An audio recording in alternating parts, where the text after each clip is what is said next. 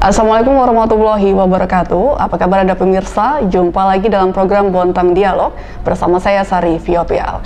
Hari ini kita akan membahas tema yang sangat menarik, yakni tentang Warung Ikhlas Bontang. Apa itu Warung Ikhlas Bontang? Telah hadir bersama saya pendiri atau founder dari Warung Ikhlas Bontang, Ibu Cynthia Ayu Risanti. Apa kabar, Bu? Alhamdulillah baik. Dan anggotanya yakni Ibu Sofia Torina Wijaya. Apa kabar, Ibu? Alhamdulillah. Oke, kita akan berbincang-bincang tentang Warung Ikhlas Bontang yang saat ini mulai banyak dibicarakan oleh masyarakat Kota Bontang. Terlebih dahulu saya ingin bertanya, apa sebenarnya Warung Ikhlas Bontang itu? Ibu Cynthia mungkin bisa menjelaskan. Jadi Warung Ikhlas itu adalah warung yang dimana kita menjual makanan dengan harga yang meringankan pembelinya. Kan selama ini kalau kita beli makanan biasa kan satu porsi itu kadang dengan lauk ayam 13.000, lele itu juga sekitar segituan. Nah, kalau di tempat kami semuanya dijual dengan harga 3.000. Jadi memang ini harganya harga apa ya, basa-basi sih sebenarnya, sekedar supaya kawan-kawan tuh ketika membeli makanan nggak mengharapkan gratisan, tapi memang ada sedikit upaya walaupun itu kecil, itu kita bantu subsidi, jadi mereka cukup bayar 3.000 aja. Untuk seluruh menu Lengkap, nasi, sayur, lauk, kemudian pendamping lauk, misalnya olahan tahu tempe, perkedel jagung kayak gitu itu, sama sambalnya. Sejak kapan Warung Ikhlas ini dibuka? Kita buka dari Oktober 2015. Cukup lama ya, berarti sudah 3 tahunan ya? Hampir kan? 3 tahunan lebih ya, 3 tahun lebih dikit. Iya. Letaknya di mana Warung Ikhlas Bontang ini? Kita di Jalan Parikesit nomor 4. Kebetulan ini di rumah saya, jadi karena agak di pinggir jalan, kan Jalan Parikesit di samping kantor saya juga, jadi di situ sih kita buka. Apa yang mendasari hingga akhirnya tercetus untuk membuat Warung Ikhlas Bontang ini? Sebenarnya sih kita pengen lebih manfaat aja ya saat itu ya. Kita punya rumah, kebetulan alhamdulillah dikasih rumah di pinggir jalan. Terus pengennya itu berbuat apa yang sesuai kemampuan kita. Nah kalau kita jualan keliling, kadang waktunya itu kan nggak cukup. Kita nggak punya waktu itu. Terus kemudian kalau kita melakukan yang lain juga mungkin belum mampu. Jadi yang pada saat itu saya cuma terpikir bikin masakan, terus kita jual murah aja. Waktu itu cuma pakai tulisan sederhana tuh, kertas ditulisin nasi bungkus murah 3.000 gitu aja. Terus lama-lama ya seperti ini jadinya berkembang. Yang mendasari Bu Cynthia akhirnya ingin berbuat oke deh aku jual makanan, aku jual murah itu apa? Jadi orang tuh kan mungkin perjalanan masing-masing Mbak ya. Kemudian kebetulan saya tuh dulu mungkin waktu kuliah juga agak susah, kadang dibatasin makan itu sehari berapa kali. Kemudian waktu awal-awal menikah pun seperti itu. Kadang ketika kita nggak punya duit tuh kadang mikir, kok nasi ini mahal sekali sih, nasi ayam 13.000 itu kalau kalikan anggota keluarga 4 aja udah berapa gitu kan. Jadi itu waktu itu hitungannya mahal buat kita. Makanya sekarang ketika kita sudah mampu, ya saya pengen ketika orang yang merasakan seperti saya dulu itu susah, mereka bisa terbantu dengan adanya walaupun hanya seminggu sekali. Berarti dari pengalaman hidup akhirnya memilih untuk jalur ini begitu ya? Betul. Kebetulan saya waktu pernah kerja di Kediri itu juga kadang kalau jogging pagi lihat banyak orang gelandangan tuh ngorek-ngorek tempat sampah, bangun tidur di emperan tuh mereka kayak pada nyari-nyari tempat sampah. Jadi dari situ saya memang waktu muda itu kepengen gitu ya, coba kalau ada rezeki bisa bikin kayak shelter penampungan, tempat nampung orang yang lapar dari mana aja bisa datang ke situ. Nah karena belum mampu sampai begitu kan, yang kita mampu ya itu tadi, pengen membuka Warung Ikhlas ini. Dan sejauh ini seperti apa respon yang didapatkan? Alhamdulillah sih, kalau saya tanya kadang yang datang ini ada yang dari Berbas, ada yang dari Tanjung Laut, ada yang dari Tanjung Limau. Jadi dan mereka sih kalau mereka mau ngantri dari jam 9 udah datang sampai di rumah saya naik taksi, berarti saya pikir kan memang berarti mereka butuh kan. Jadi dari situ saya pikir ya insya Allah ini bermanfaat kok. Warung Ikhlas ini buka setiap hari atau seperti apa? Setiap Jumat aja. Setiap hari Jumat aja? Setiap hari Jumat jam 11 seharusnya. Cuma kadang memang teman-teman sudah pada datang ya dari jam 9 itu pada sudah nulis nomor antrian. Ada yang jemput anaknya, ditinggal dulu jemput anaknya. Nanti jam 11 kurang seperempat kita mulai pembagian kuponnya. Kita harus pakai kupon karena kan biasanya antri. Supaya antrinya nggak perlu nunggu, mereka pakai kupon. Jadi sambil nunggu nomornya dipanggil, mereka bisa duduk. Kita sediakan minuman dingin, ada bacaan juga untuk anak-anak. sama, ada kue-kue juga. Jadi sambil nunggu makanan, istilahnya kalau saya sekarang lihatnya ini bukan hanya menjual nasi murah, tapi jadi semacam refreshingnya ibu-ibu ini ya, di saat mereka mungkin tekanan ekonominya tinggi, mereka bisa setiap hari Jumat tuh, oh iya kesini sambil nunggu makanan, ada kuenya, ada minuman dingin, ngobrol sama teman-temannya, anak-anak dapat bacaan juga, kayak gitu sih. Nah, sejauh ini apakah hanya makanan saja yang dijual atau seperti apa? Kalau setiap Jumat yang kita jual memang hanya nasi bungkus. Tapi kita untuk minuman dingin kita gratiskan. Mereka ambil es berapa aja boleh. Kemudian kue-kue kita gratiskan juga. Kemudian ada buku-buku bacaan. Nah, kita selain yang rutin, Jumat rutin itu kita juga ada program on the road. Jadi setiap 1 bulan sekali kita usahakan datang ke daerah yang orang bilang tuh minus gitu ya. Jadi memang daerah kayak kita dapat info di sana ya? Banyak orang kontraknya, banyak orang miskinnya, kita datengin ke sana. Nah, kalau udah on the road seperti itu kita nggak hanya bawa nasi bungkus. Kita bawa ada paket alat tulis, kemudian paket sembako, kemudian ada basar baju layak pakainya juga, kemudian ada pojok anak di mana anak-anak dikumpulkan saat ibu-ibunya pada ngantri, anak dikumpulkan, diajak main, interaktif, dapat hadiah, dapat kue-kue juga, kayak gitu itu. Ya, untuk yang warung makan kan setiap hari Jumat biasanya mampu menjual berapa banyak porsi atau yang berapa yang disiapkan? Kita selama ini nyiapkan antara 100 sampai 125 porsi aja. Itu setiap hari Jumat hari Jumat. Dan habisnya rentan waktunya? 1 jam, nggak sampai jam 12 biasanya udah habis. Sudah habis, berarti peminatnya cukup banyak begitu ya? Karena mereka sudah ngantri, bahkan itu kadang kita ada beberapa yang terlambat datang aja biasanya nggak kebagian. Misalnya mereka datang jam 11 lebih sedikit nggak kebagian, karena yang antri ini kita selesai jualin sampai jam 12 itu sudah ngantrinya dari, ya ada yang jam 10, jam 9 udah datang. Jadi memang kalau biasanya datangnya jam 11 lewat, kecil kemungkinan dapat sih. Makanya kita selalu bilang, Pak udah antri sini setengah 11, kayak gitu. Kalau lebih dari situ kemungkinan nggak akan dapat gitu kebagian. Ya? Dan kita belum berani lebih dari 125 karena ya kadang takutnya juga malah nggak habis. Pernah sampai nggak habis itu pernah? Pernah. Kadang-kala kalau kita habis libur, misalnya kayak kemarin kita yang mudik ya, akhir tahun itu banyak yang liburan, kita akan liburkan itu. Ketika hari pertama masuk setelah libur itu biasanya berkurang yang datang. Mungkin karena mereka mikirnya masih libur kan, itu biasanya nggak habis. Nah kalau udah kayak gitu tuh biasanya kita bagikan. Kita bungkusin semuanya. Kalau dulu awal-awal pun pernah juga nggak habis tuh kita bagikan ke penunggu pasien kelas 3 Rumah Sakit Amalia, kita bagikan di situ. Tapi kalau sekarang ini yang lebih simpel kita bagikan ke jalan aja, anggota yang ikut bantuin bungkus kita titipin, nanti kalau ketemu di jalan tukang asongan atau apa dikasih aja gitu. Apa yang sebenarnya menjadi motivasi ibu akhirnya memilih untuk menerapkan konsep ini, konsep warung ikhlas dengan biaya proporsinya mencapai Rp3.000. Sebenarnya kan di luar nalar Rp3.000 untuk paket makanan komplit rasanya di zaman sekarang sangat tidak mungkin begitu. Nah, kenapa memilih konsep itu? Iya, itu tadi saya bilang, memang ini harga basa-basi. Tadinya kita kan pengennya membantu orang tuh supaya paling nggak di sekitar kita nggak ada orang kelaparan ya Bu ya. Kalau ada orang kelaparan, kekurangan gizi tuh mereka tahu bahwa mereka datang ke kita aja, kita akan kasih itu. Kalau perlu digratiskan, cuma memang kita terapkan 3.000 supaya kemudian yang nggak terlalu butuh ini nggak ikut-ikutan. Karena apa, merasanya gratis ini beli sebanyak-banyaknya deh. Itu nggak bisa seperti itu, karena di situ ada uang 3.000 yang dikeluarkan, kemudian ngantri juga, dan ini kita batasin satu orang hanya boleh 2 bungkus. Hanya boleh 2. Jadi kalau mereka bilang di rumah saya ada 5 orang, anak saya ada 5 gitu ya, anaknya dibawa. Pokoknya yang jelas orang dewasa maksimal 1 orang 2 bungkus saja.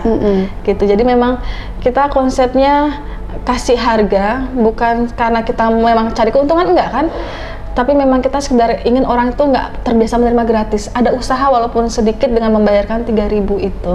Toh nanti ini akan dikelola, kita jadikan untuk paket sembako ke daerah yang minus, paket alat tulis ke daerah yang minus. Ini semua jadi istilahnya mereka menerima sedekah, tapi mereka juga ikut bersedekah sedikit di situ kan, dengan diputarnya uang itu. Awalnya hanya sendiri kah? Atau memang sudah dari awal membentuk warung ikhlas Bontang ini rame-rame begitu? Awalnya itu hari pertama memang saya sendiri Mbak, saya masak. Jadi itu saya belanja, kalau nggak salah modal 450 ribuan waktu itu ya. Saya beli ayam, beli nasi, beli beras, beli bahan sayur, saya masak sendiri bantu karyawan saya. Itu terus kemudian kita jualin sendiri. Terus kemudian kayak Bu Sofi ini kemudian melihat kan, oh Bu Cin saya ikut donasi deh 100.000 untuk beli belanjanya, 200.000 ya Bu ya. Kebetulan beliau ini kemudian termasuk rutin. Pada saat awal-awal itu beliau yang rutin selalu 150, 200 itu selalu beliau ngasih. Jadi lumayan terbantu pada saat itu. Kemudian teman-teman yang lain kemudian bergabung. Saya bilang boleh kok, boleh makanan matang membantu saya memasak kan biar berkurang sedikit pekerjaannya. Akhirnya yang lainnya tuh kemudian membantunya ngirim olahan telur, olahan sayur, ayam. Ya jadi akhirnya semuanya banyak yang bergabung Mbak. Akhirnya saya bikinkan grup WA itu, WhatsApp itu kan, di situ semuanya kumpul, sehingga sekarang tiap kali untuk persiapan hari Jumat besok, biasanya saya hari ini sudah mulai share itu menu untuk hari Jumat apa saja. Nanti mereka tinggal kawan-kawan, Bu saya ambil ayamnya, saya ambil sayurnya, saya ambil telurnya, nasinya. Akhirnya sekarang saya udah jarang masak, jadi saya cukup jualin aja. Berapa sekarang jumlah personilnya untuk warung di grup warung ikhlas ini WhatsApp ini ada 80-an. 80 orang. Walaupun nggak semuanya aktif ya, ada mungkin yang cuma memantau, melihat, sesekali juga nyumbang. Tapi sebagian besar aktif aja kok. Oke, kita ke Bu Sofia. Nah, kenapa tertarik untuk gabung di warung ikhlas Bontang, Ibu Sofia mungkin menjelaskan? Iya. Ya, sebenarnya memang sejak awal ketika melihat Bu Cynthia buka warung ikhlas itu, saya juga merasa senang ya, karena selain niatnya yang baik untuk membantu sesama gitu kan, untuk meringankan beban masyarakat yang mungkin untuk memenuhi kebutuhan sehari-hari masih kurang gitu kan. Tapi dengan konsep warung ikhlas ini kan kita tidak memberikan secara gratis, tapi minimal walaupun hanya seharga 3.000 kita memberikan semacam kailnya ya, atau umpannya gitulah ya, gitu. Artinya makanya kenapa saya tertarik, kemudian sejak awal juga saya ikut gabung dengan Bu Cynthia, yaitu tadi kalau kita bisa berbuat baik, kita bisa menyumbangkan sesuatu walaupun sedikit gitu ya, walaupun sedikit, insya Allah kita bisa bermanfaat buat sesama. Itu kenapa makanya dari awal saya sangat senang bergabung dengan warung ikhlas itu. Sejak kapan Bu bergabung di warung ikhlas? Sejak tahun 2012 itu ya? Ya, sejak nggak berapa lama setelah saya buka berapa kali ya, setelah saya tahu, kemudian sudahlah kita ikut gitu loh, kita ikut gabung gitu, kita ikut membantu apa yang bisa kita bantu. Kemudian awalnya kan memang makanan ya, makanan, kemudian kita tambah lagi dengan alat tulis, kemudian sembako dan lain sebagainya. Kebetulan yang mengusulkan ada paket alat tulis ketika OTR itu Bu Sofi. Pada saat itu kita hanya membawa makanan kan ke daerah Santan, ke daerah Skambing Bu ya. Kita hanya bawa nasi 200 porsi, lebih banyak memang daripada Jumat rutin. Terus Bu Sofi terpikir kita sekalian bawa paket alat tulis gitu ya. Gitu kan, karena mungkin selain makanan, anak-anak di sana kan juga banyak yang membutuhkan alat tulis yang mungkin sangat bermanfaat untuk mereka. Dan alat tulis juga kita jual murah sebenarnya, sama dengan tadi nasi bungkus, alat tulis juga kita jual murah supaya anak-anak itu bisa menggunakannya gitu ya. Tapi itu kita lakukan setiap 1 bulan ketika OTR ya, ketika OTR on the road gitu loh. Kalau untuk on the road sendiri harga untuk makanan tetap 3.000 atau tetap 3.000? Kalau untuk jenis-jenis paket lain seperti alat tulis, sembako, paket alat tulis biasanya kita jual 5.000. 5.000 paket alat tulis itu lengkap, komplit ya. Komplit itu buku gambar, buku tulis, pensil, penghapus peraut. Kalau paket sembako kita jual 20.000 biasanya. Itu senilai sekitar 65 sampai 70.000. Mulai dari beras 2 kilo, minyak goreng, gula, kayak tepung terigu ya, teh. Total kita jual 20.000 satu paket. Tapi kan ini kan bisa dibilang harga yang cukup murah begitu. Nah, bagaimana dengan pengeluaran sendiri? Apakah seperti apa begitu? Apakah ada pengelolaan sendiri dari uang-uang anggotanya atau dari pribadi Ibu sendiri? Jadi kita selama ini alhamdulillah nggak pernah kekurangan dari segi dana, karena pertama banyak donatur. Donatur itu ketika mereka menyumbangkan makanan kan mereka nggak minta ganti, sehingga akhirnya uang penjualan itu kadang satu kali Jumat itu bisa 200-300 ribu. Satu kali OTR 200 porsi dikalikan 3.000, 600 ribu. Paket sembako 20 ribu dikalikan berapa paket itu kan udah berapa gitu kan. Itu kadang semuanya donasi orang. Kadang kalau untuk paket sembako mungkin nggak semuanya donasi ya, tapi alhamdulillah selama ini masih terkumpul aja itu Mbak, dari donasi uang, donasi makanan, donasi bahan sembako, itu semua bisa berjalan sehingga kita sekarang ada uang kas. Uang kas ini dari hasil penjualan itu sekaligus donasi orang-orang ini. Alhamdulillah sekarang itu saldonya sekitar di angka 10-11 jutaan. cukup banyak ya, dari yang awalnya hanya kegiatan amal Iya, begitu. betul. Awalnya hanya 450.000, kemudian tiap kali Jumat saya masih nambah lagi, ada donasi Bu Sofi. Waktu itu memang nggak cukup, tapi sekarang alhamdulillah saya berusaha membuat saldo ini nol pun tuh sulit. Kita udah bikin program OTR dengan bikin paket ini saya harapkan nih bisa berkurang saldonya. Tapi entah kenapa sejak berapa tahun belakangan ini selalu di angka 10 juta. 10 juta aja stagnan, nggak pernah turun sampai ke 5 juta, itu nggak pernah. Paling kita udah bikin program kayak kita bikin pojok anak, kita kasih hadiah lah, belikan hadiah. Tapi kadang kemudian hadiah anak dari saya aja Bu, dari anggota begitu semua. Terus kemudian kue-kue untuk anak-anak dari saya. Jadi kadang teman-teman ini ya seperti itu, sehingga akhirnya saldo ini ya Tetap stuck segitu di situ aja. Tidak bisa dipergunakan gitu Iya, ya. kita udah pergunakan, nanti ketika kita launching OTR banyak orang nyumbang lagi, sehingga saldo ini kembali ke angka 10 juta. Saya juga kadang mikirnya subhanallah sekali ya, ini kok nggak pernah berkurang, padahal kita udah usahakan habis. Tapi kita bikin program, teman-teman antusiasnya bagus, sehingga mereka akhirnya ayam dari teman-teman, kemudian paket sembako, kadang teman-teman juga langsung nyumbang beras, nyumbang gula. Ya nih, ternyata orang Bontang memang Cukup peduli begitu ya. Jiwa sosialnya tinggi. Jiwa sosialnya tinggi ya. Tinggi banget. Tinggi. Nah, lalu 3 tahun mendirikan Warung Ikhlas Bontang, sudah kemana saja untuk yang program on the road-nya? On the road kita sudah ke daerah Lok Tuan, Rawa-Rawa, terus Selambai, kemudian Malahing. daerah Malahing, keluar pulau juga kita ke Pulau Malahing, Pulau Tihi-Tihi. Terus kemudian yang ke daerah perbatasan sana Santan. itu ada Santan Ulu, terus ke daerah Simpang Sangata, Teluk Pandan ya. Iya. Terus Yang juga terjauh ya Santan ya. terus ke Marangkang. kami, Santan ya? paling Sampai di jauh luar Bontang berarti ya? Iya, itu sudah kilo 24 kan di Santan Ulu itu kita kemarin ke sana, itu baru OTR kemarin. Sebelumnya juga beberapa kali, karena biasanya teman-teman yang udah pernah datengin kemudian masih merasa ada yang belum dapat, masih mau datengin lagi, sehingga kadang-kadang kita kembali lagi. Kayak ini kita udah pernah ke Tihi-Tihi, ke yang nyebrang pakai kapal gitu kan. Itu kan kadang keluarga-keluarga juga sana juga minta kembali lagi dong ke sini. Jadi kadang kita pasti pengennya programnya baik lagi ke sana. Gitu sih. Sebenarnya selain berbuat amal juga ada kebanggaan gitu, sekaligus refreshing begitu ya, jalan-jalan. Itu saya bilang rekreasi hati. Iya. Jadi kadang kalau kita lihat orang antusias menyambut kita, kan kita jadi bahagia ya. Iya. Itulah Ada kita kepuasan tersendiri ya. Kita bahagia dengan membahagiakan orang lain sih, saya bilang. Sama kayak saya kalau lihat tiap Jumat itu ya, kadang walaupun capek ya, antara ngurus kantor dengan ngurus ini, tapi kadang kalau lihat mereka nungguin, antusias, terus kemudian bilang terima kasihnya tulus, tuh rasanya sudah bahagia gitu. Terbayarkan rasa lelahnya. Terbayarkan, iya terbayarkan. Jadi memang itu membuat kita bahagia juga ternyata. Iya.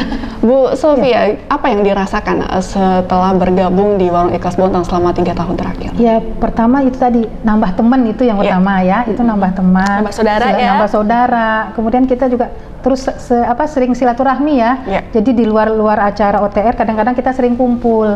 Yuk kita makan bersama seperti itu. Jadi kemudian ya itu tadi banyak sekali sebenarnya faedahnya, tapi manfaatnya, tapi yang paling itu utama itu adalah terjalinnya silaturahmi. Nah, terjalinnya kekerabatan, kemudian menambah jiwa sosial kita juga seperti itu. Jadi banyak teman deh, banyak saudara ya, banyak saudara. Jadi kalau ada apa-apa kita terbantu gitu loh. Kalau misalnya ada di luar WIB pun kalau ada masalah apa, kita terbantu dengan adanya ini tadi gitu loh, teman-teman di WIB. Itu sih saya rasakan. Lalu bagaimana caranya mengatur waktu begitu untuk WIB dan juga untuk kehidupan sehari-hari? Karena kan ibu pada bekerja begitu kan ya? Ya, kalau WIB OTR itu kan memang ditentukan sebulan sekali, tapi waktunya kan sudah di planning 2 minggu atau 3 minggu sebelumnya ya. Jadi kita paskan, kadang-kadang ditanya di grup, kita bisanya hari apa, ada usulan-usulan, nanti kita paskan dengan waktunya teman-teman dan waktu kita juga. Tapi kalau memang kebetulan pada saat itu saya atau ada teman-teman yang berhalangan, kan bisa ada teman-teman lain ya yang bisa menyelenggarakan itu. Kita saling backup aja. Saling backup sih gitu loh. Tadi kan dikatakan bahwa banyak donatur begitu yang ikut andil dalam program ini. Nah, bagaimana caranya untuk bisa menjadi donatur? Mungkin bisa disampaikan. Donatur tuh biasanya sekaligus anggota. Jadi kita nggak pilih-pilih juga. Kadang siapa aja yang bilang. Kadang di Facebook ya, ketika ada yang posting kegiatan terus ada yang bilang saya mau dong gabung, kita langsung coba masukkan di grup. Nanti kalau memang dia nyaman pasti akan terus di situ kan, tapi kalau nggak cocok pasti akan keluar juga. Begitu pula donatur tinggal bilang aja, saya mau bantuin apa dong, nanti kita akan sampaikan, bisa donasi uang, donasi makanan, sembako, baju layak pakai. Jadi ya siapa aja tinggal menghubungi kita aja kok. Menghubungi salah satu anggota kita aja udah bisa langsung terkontak dengan saya juga. Jadi mungkin karena kan setiap minggu itu kan kita ada lelang untuk menunya. Jadi dari situ anggota itu langsung antusias gitu ya. Ada yang mengambil lelangan menu. Kemudian kalau untuk yang per bulannya OTR itu juga ada gitu loh. Jadi dari situlah makanya para donatur tuh terkumpul gitu. Iya, tiap mau acara selalu kita share kok. Share gitu. Apa kegiatannya, terus apa yang mau dipakai, paket yang mau dibawa. Nanti dari situ teman-teman mau saya nyumbang ini, saya bagian ini, saya ambil yang ini, kayak gitu. Dari situ. Selama ini sih kebaikan dari grup, karena begitu orang tertarik mau gabung ya kita langsung masukkan di grup sehingga mereka tahu kapan kita update kebutuhannya apa gitu kan, untuk acara apa. Tapi sosialisasi ke masyarakat terkait warung Ikhlas Bontang ini sejauh ini seperti apa? Iya, kebetulan ada admin juga kok ya. Iya. Ada adminnya juga. Ada teman yang jadi relawan untuk ngelola IG, Facebook. Ada IG-nya, ada juga ya? Medsosnya ada? Ada. Medsosnya ada IG, ada fanpage, ada Facebooknya. Dan itu tiap laporan bulanan keuangan pun selalu diupdate di fanpage. Itu selalu sama. Jadi semua donatur bisa melihat begitu bisa ya? Melihat, walaupun mereka nggak gabung di grup WA-nya, tapi mereka bisa lihat dari situ. Kalau untuk rutinnya kita selalu share pasti di grup WA. Di grup WA itu update apa saja, tiap hari selalu ada sih. Mulai dari uang kas, donasi masuk, kemudian pengeluaran, itu selalu kita update di grup WA.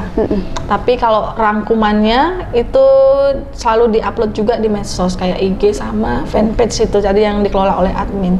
Dan mungkin kadang kalau ada kegiatan OTR juga itu selalu adminnya bantu nge-share. Jadi emang akhirnya teman-teman tahu, baik di grup Bursa Barang Bontang, di mana-mana itu biasanya ada sih yang bagian itu kawan-kawan. Makanya saya bilang sekarang udah jadi perkumpulan, Mbak. Jadi udah bukan usaha saya pribadi kan, jadi memang benar-benar ini adalah murni kegiatan sosial teman-teman. Saya kan hanya mempelopori, kemudian sekarang saya bantu menjualkan, mengelola supaya tetap berjalan aja sih. Tapi kebaikan semuanya dari teman-teman semua kok, termasuk admin-adminnya ini. Ada rencana untuk membuka di daerah lain tidak? Belum kali ya? Kayaknya belum, karena memang ini butuh. Gini, kalau saya lihatnya ya, kan ada teman saya juga buka di Balikpapan, di Samarinda. Itu yang dibutuhkan adalah orang yang bisa konsisten. Walaupun nyalainya kemudian ketika WIB ini kadang-kala pas kebetulan nggak ada yang bisa bantu, atau donatur nggak ada yang pas lagi sibuk semua, nggak ada yang bisa masakkan, ya kita harus siap masak sendiri. Tapi karena saya memulainya sudah dengan masak sendiri semua, jadi nggak masalah kan ketika sekali saya masih masak lagi semuanya sendiri, jualin sendiri semuanya masih nggak masalah. Jadi kalau mau buka daerah lain harus ada yang bisa seperti itu. Artinya memang komitmen untuk terus, walaupun nggak ada dukungan, nggak ada apa, tetap harus komit untuk menjalankan. Dan mungkin itu juga di Bontang ini kan masih banyak mungkin yang perlu dibantu ya. Jadi makanya kita tetap fokus dulu ke di Bontang, masyarakat Bontang. Iya, enggak, maksudnya di luar wilayah Parikesit begitu. Apakah mungkin di luar wilayah Parikesit? Ya, dilaksanakan di Berbas mungkin, atau di Bontang Lestari seperti itu. Ada rencana mungkin? Kalau kita sih belum ada, Bu. Belum ada ya, kita memang fokusnya di situ dulu, di Parikesit ya? Hari Jumat itu. Kalau OTR kan kita sudah menjangkau ke daerah-daerah di luar Parikesit gitu kan. Yang penting yang kita perhatikan dulu adalah daerah-daerah minus di Bontang. Nah, kalau nanti di Bontang ini sudah tidak, maksudnya sudah terpenuhi semuanya, tercover, kita coba ke luar Bontang seperti kemarin di Santan, kilo 4, kilo 24 seperti itu. Kalau untuk yang rutin sih sementara masih di Parikesit. Di Parikesit. Ya, kalau di Parikesit sendiri kan hanya menjual makanan begitu. Nah, ada rencana untuk menambah, mungkin menjual alat tulis seperti yang dilakukan saat on the road? Kelihatannya enggak, Mbak, karena di Parikesit itu yang kita jangkau itu enggak mayoritas maksudnya enggak, kemudian kan bukan daerah yang minus. Parikesit itu kan bukan daerah yang minus, tapi memang ada beberapa yang ngontrak di sana, kemudian datang dari mana-mana, tapi kan tetap ada beberapa itu yang kita lihatnya masih sebenarnya nggak terlalu membutuhkan. Cuma karena kita tetap mau menjangkau yang butuh, kita nggak masalah ngasih makan orang yang nggak membutuhkan, tapi kita bisa ngasih makan orang yang butuh daripada karena kita takut memberi makan orang yang butuh, akhirnya kita kehilangan kesempatan memberi makan orang yang membutuhkan. Jadi ya kita sampai situ aja toleransinya sih, tapi untuk paket alat tulis, sembako, kita sementara memang khusus untuk daerah yang minus, yang memang sebagian besar penduduknya itu memang kurang. Contohnya kayak di Santan, di Simpang Sangatta yang ternyata pekerjaannya adalah pekebun. Petani pekebun tuh kita jelas itu kan mayoritas tuh memang petani pekebun, sehingga ya kita bawa sebaik-banyaknya. Jadi termasuk alat tulis, sembako, baju, kita bahagiakan anak-anak di sana. Itu memang karena memang dari sana memang kantongnya gitu kan, kantong. Oke, kita jeda terlebih dahulu, nanti kita lanjut lagi. Jangan kemana-mana, tetaplah di Bontang Dialog.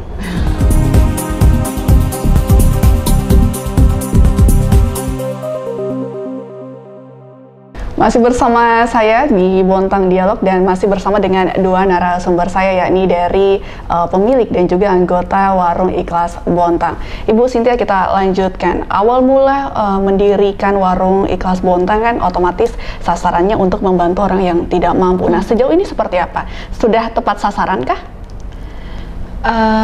Kalau untuk Jumat rutin, selama saya melihat mereka mau antri dari jam 9 sudah datang, duduk menunggu, itu hanya demi nasi 2 bungkus, saya pikir berarti sudah tepat sasaran aja.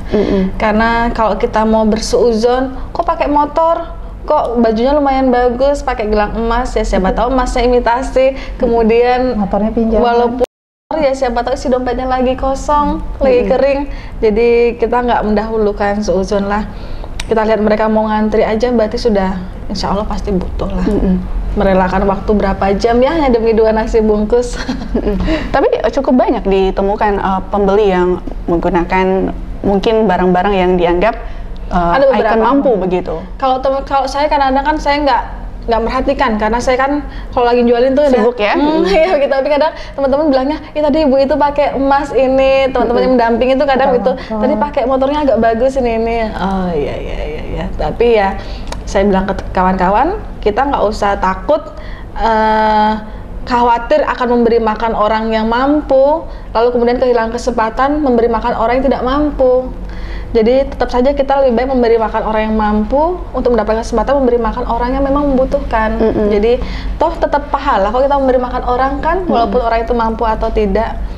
Tapi ya 1-2 saya memang melihat ada yang mungkin memang seperti itu. Tapi di luar itu saya melihat beberapa juga memang dari penampakan yang fisik ya, kasual mata aja memang membutuhkan sih.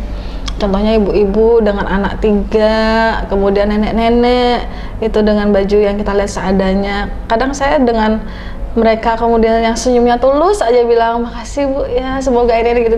Kita udah mikir, oh ya ini tepat sasaran kok. Gitu. Nah, di Warung Ikhlas Bontang sendiri ada spanduk begitu yang mungkin menunjukkan, oke ini khusus untuk yang tidak mampu ya begitu. Kita memang awalnya kan hanya kertas tuh tulisan nasi bungkus 3.000, tapi kemudian suami saya bikin dari spanduk bekas itu ditulis Warung Ikhlas khusus duafa. Berarti udah ditekankan ya? Sudah ditekankan. Bahkan di temboknya pun saya juga tulis soal itu, karena ada masukan dari anggota kan, itu kayak saya kenal loh, itu sebenarnya mampu loh. Jadi saya tulis itu khusus duafa. Kemudian terakhir ini saya tambahkan lagi tulisan bahwa untuk antri nasi tidak boleh diwakilkan. Jadi dari situ pun semakin tereliminasi bahwa yang mereka nggak butuh banget ya nggak akan kemudian susah payah kan, karena toh nggak bisa diwakilkan. Jadi kalau dia bilang, "Anak saya baru sekolah Bu, bentar lagi pulang," ya nanti tunggu anaknya datang baru ke sini. Baru dikasihkan begitu ya? Iya betul. Jadi yang jelas untuk pengambilan nasinya nggak boleh diwakilkan, harus yang bersangkutan sendiri. Karena kita kan hafal aja loh, ibu tadi kan sudah 2, kok lagi gitu. Udah kelihatan sih dari situ. Oke, mungkin pengalaman lucu begitu terkait pembeli di Warung Ikhlas yang pernah dirasakan untuk Bu Ada Sofia? Gitu. Pengalaman lucu, ya itu tadi yang pura-pura tadi ya, maksudnya pura-pura itu ya, kadang dia datang sudah beli kita lihat, datang lagi terus datang lagi, ini tadi punya anak saya seperti itu gitu loh. Atau yang kita pernah di Santan waktu yang ada anak kecil nangis karena nggak kebagian buku tulis, itu kita stok kita memang sudah habis. Jadi waktu itu anak kecil itu nangis karena ternyata nggak kebagian ya waktu itu. Itu iya. yang kadang kita jadi agak sedih ya, karena nggak ada apa stok lagi gitu akhirnya untuk kesempatan berikut. Di daerah tuh banyak sebenarnya pengalaman yang iya, bagus, kalau kita OTR itu lebih banyak pengalamannya yang menyenangkan sih sebenarnya ya daripada dukanya lebih. Pernah juga tuh ada anak-anak itu nangis gulung-gulung karena apa, dia udah nggak sabar pengen makan ayam. Itu waktu itu kita keluar pulau. Kalau nggak salah Tihi-Tihi apa di Malahing tuh seperti itu tuh. Jadi kita tuh heran semua pada ngeliatin, kenapa sih ramai sekali ini lah nangis gulung-gulung pengen ayam nggak sabar antri. Jadi akhirnya oh ya sudah didulukan. Harusnya kan antri kan. Tapi anak ini mungkin karena jarang makan ayam atau gimana, dia nggak sabar pengen cepet makan ayamnya itu. Jadi banyak pengalaman yang juga didapatkan begitu ya, suka dan dukanya begitu ya. Kalau itu kan tadi pengalaman yang mungkin suka gitu. Kalau pengalaman dukanya seperti apa? Pengalaman duka itu pernah kita datang ya Bu ya, kebetulan dengan Bu Sofi ini kita pernah ke daerah apa Bu yang sepi sekali itu Bu? Oh yang di situ Guntung, Sebaya Guntung tuh apa? Sidrap dalam kan banyak masukan dari Facebook, dari mana tuh banyak orang bilang masukan di Sidrap dalam itu banyak orang kekurangan. Akhirnya kita datangi, kebetulan pada saat itu mereka jam kerja anggota kita juga banyak yang nggak bisa turun, nggak bisa hadir. Akhirnya hanya saya, karyawan saya 3 orang, Bu Sofia dengan suami almarhum pada saat itu. Hanya kita berlima aja ini turun ke sana. Sampai sana kok sepi. Ternyata Pak RT-nya ini memberitahukan hanya lewat SMS. Sehingga kita jadi mikir SMS paling berapa orang di SMS. Padahal kita koordinasi dengan baik dengan Pak RT-nya, dengan koordinasinya kurang. Sehingga masyarakat tidak tahu gitu. Tidak tahu. Kebetulan kan daerah Sidrap itu rumahnya berjauh dengan pekebun kan. Rumahnya jauh-jauh, jadi mereka pun nggak gampang komunikasi kayaknya. Banyak lebih ya waktu itu ya. Banyak lebih akhirnya. Karena itu tadi ketidaktahuan masyarakat. Kita jadi bawa pulang alat tulis, kita sempat berhenti beberapa rumah yang kita lihat jelek, rumah gubuknya yang kurang bagus gitulah. Kita datangin, kita kasihkan, kita berhenti lagi jalan, kita kasihkan. Ya kan akhirnya seperti itu kemarin ya. Itu salah satu pengalaman yang bikin kita wah berarti ke depan harus kita lihat RT-nya. Karena kita selalu kerjasama dengan RT untuk membagikan kupon ke anggotanya nggak mampu, keluarga yang nggak mampu. Nah kalau RT-nya nggak kooperatif begini kan sayang niat baik kita jadi nggak sampai ke warganya. Setelah itu ada warga yang bilang, oh saya nggak tahu sih di Sidrap. Lah iya gimana RT-nya nggak bilang. Tidak ada koordinasi, mungkin kurang koordinasi ya antara warganya. Kita pikir sudah beres, kita datang tuh sudah siap gitu, ternyata loh kok sepi, ternyata warganya banyak nggak tahu. Itu salah satu hal yang agak menyedihkan dan jadi pembelajaran ke depan untuk bisa lebih baik begitu ya. Memastikan bahwa RT-nya itu benar-benar Pak sampaikan benar loh ya. Nah jadi kita sebelum kita datang juga selalu kita telepon, sudah ini kah, sudah terbagi semua kah kupon-kuponnya itu. Gitu. Kalau on the road berkoordinasi dengan RT sesuai dengan jumlah yang disodorkan RT atau memang dari jumlah WIB kami, sendiri? sesuai kemampuan kami. Jadi kita biasanya membawa 200 porsi, maka Pak RT ini kita harapkan utamakan yang memang butuh. Mungkin nggak semua warganya dapat, ya utamakan yang butuh. Paket alat tulis kita bawa 100 paket, itu ya utamakan memang yang butuh, kalaupun nggak bisa semuanya. Gitu sih. Jadi selama ini sih biasanya baik saja mereka paham mana yang harus didahulukan. Jadi selalu kita wanti-wanti, Pak ini kita minta amanah Pak ya. Jadi memang jangan keluarga Bapak, jangan saudara Bapak, tapi memang warga yang benar-benar butuh. Karena memang sebelum UTR biasanya kita survei dulu Mbak. Kita datangi dulu. Kita survei ke lokasi. Survei ke lokasi supaya tadi itu pengalaman yang itu tidak terjadi lagi ya. Kita ketemu langsung juga dengan RT-nya, kita ngobrol. Baru kemudian kita serahkan kuponnya. Kalau kendala yang dihadapin selama mendirikan Warung Ikhlas Bontang, baik program makannya maupun on the road-nya, kendala-kendala yang dihadapin seperti apa? Kendalanya sebenarnya kalau kendala yang berarti itu nggak ada sih ya, karena kan ini kan sifat dari sosial dari teman-teman gitu loh. Mereka mengeluangkan waktunya, tenaganya gitu loh. Jadi kendalanya itu paling kalau pas mau saatnya, ayo cepet dicepetin waktunya sudah mau kita sudah mau berangkat gitu kan. Jam 10 kemudian ada halangan, ada yang nyasar, itu aja sih. Kalau yang kendala yang berarti sih nggak ada ya, alhamdulillah selama ini. Yang menyenangkan lah gitu ya.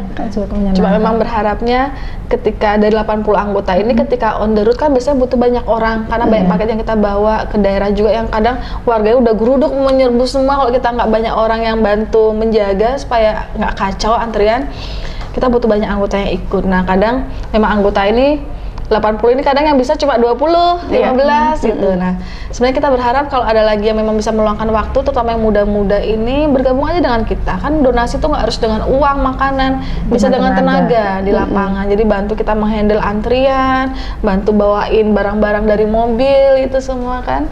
Iya.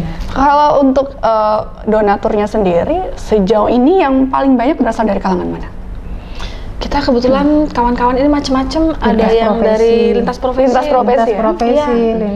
ada yang pengusaha kuliner, kemudian ada yang guru, ada yang notaris juga, ada yang mahasiswa. Mahasiswa juga ada ya? Iya.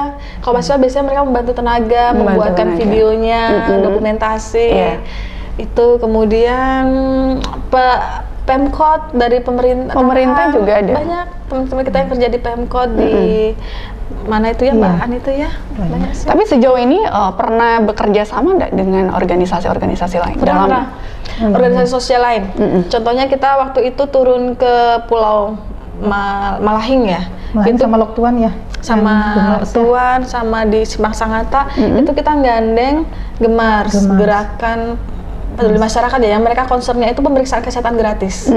Jadi selain kita bawa paket sembako, paket alat tulis, makanan, basar baju, nah mereka bagian pemeriksaan kesehatan. Jadi kan kalau warga di pedalaman kan kadang susah ke puskesmas. Pada saat itu saya kemudian terpikir, kita gandeng Gemars saja. Akhirnya ya mereka ikut tuh. Lumayan seru sih kolaborasi begitu. Sempat juga kita menggandeng Lintang. Lintang itu organisasi yang mereka datang ke sekolah, ngajak anak-anak bermain segala macam itu. Itu kita ajak untuk nanganin pojok anak.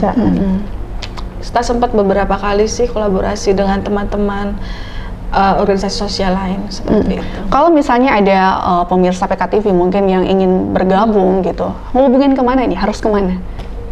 Boleh ke saya atau Bu Sofia.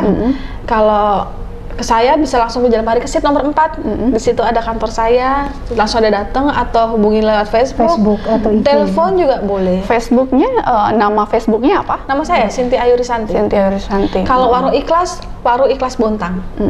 Itu nanti tinggal klik aja Warung Ikhlas Bontang, nanti bisa keluar Facebooknya, bisa keluar fanpage-nya kan. Tinggal hubungin di situ, nanti pasti ada yang bantu kok. Nggak ada syarat khusus gitu ya untuk menjadi donatur? Nggak ada. Mau melihat-lihat dulu, masuk ke grup, lihat kegiatan kita dari dalam grup juga boleh. Mau donasi senyum juga boleh. Atau donasi membantu tenaga pada saat kita pelaksanaan OTR atau Jumat, bantu jualin juga boleh aja kok, nggak ada masalah. Oke, nah ini kan sudah 2019 gitu, ada target khusus nggak mungkin? Apakah mungkin akan menambah jumlah porsi begitu atau seperti apa? Kalau saya pribadi lihatnya mungkin belum. Jadi kita sementara ini kita fokus mempertahankan.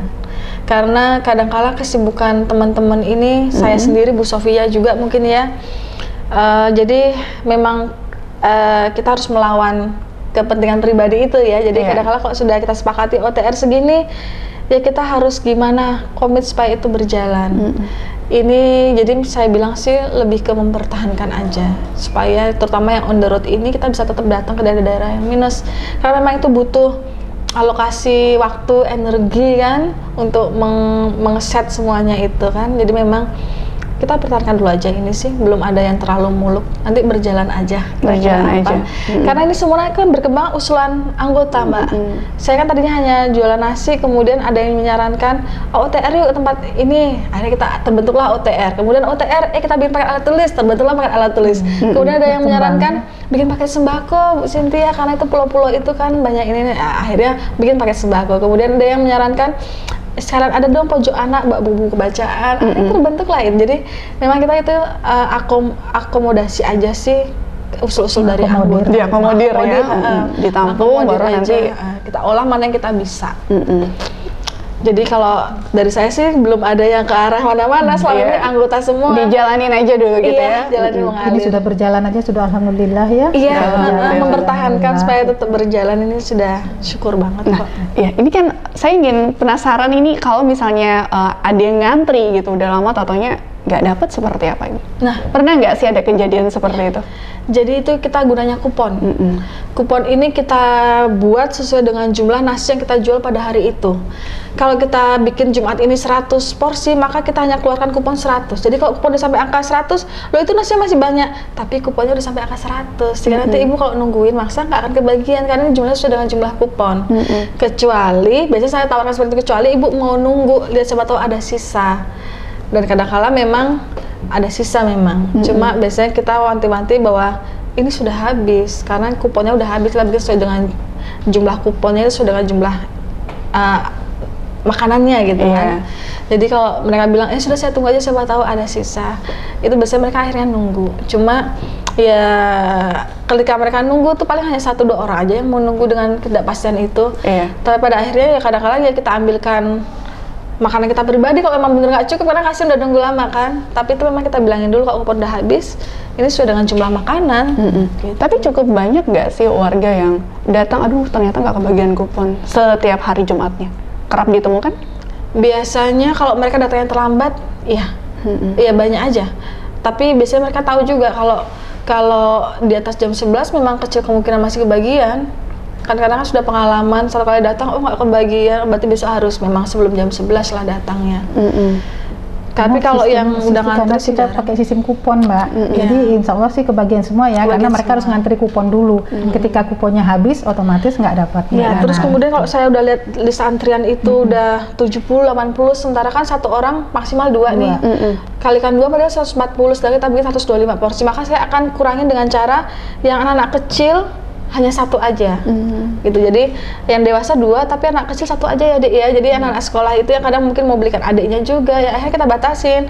Ini karena banyak yang antri jadi 1 aja, kayak gitu sih akhirnya. Kalau dari peminatnya sendiri, kalangannya cukup beragam nggak, atau lebih kepada anak-anak begitu, mayoritas? Kebanyakan beragam aja sih, karena kadang-kala anak-anak kecil, kemudian anak-anak sekolah, SD, SMP, kemudian ibu-ibu, ada juga bapak-bapak, ada juga abang-abang Grab itu kadang ngantri juga.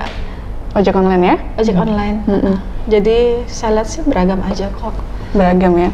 Oke, terakhir mungkin harapannya Bu Cynthia dan Sofia untuk Warung Ikhlas Bontang ke depannya seperti apa? Mungkin Bu Cynthia dulu? Saya dulu. Apa ya, harapan saya sih tetap berjalan aja.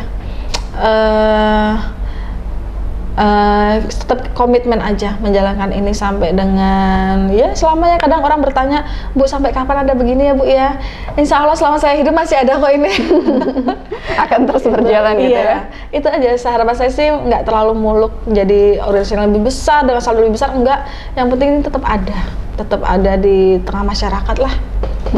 Kalau Bu Sofia? Ya prinsipnya sama gitu ya, supaya mudah-mudahan Warung Ikhlas Bontang ini tetap berjalan seperti apa adanya gitu kan, karena mempertahankan itu lebih sulit ya daripada membentuknya waktu itu gitu kan.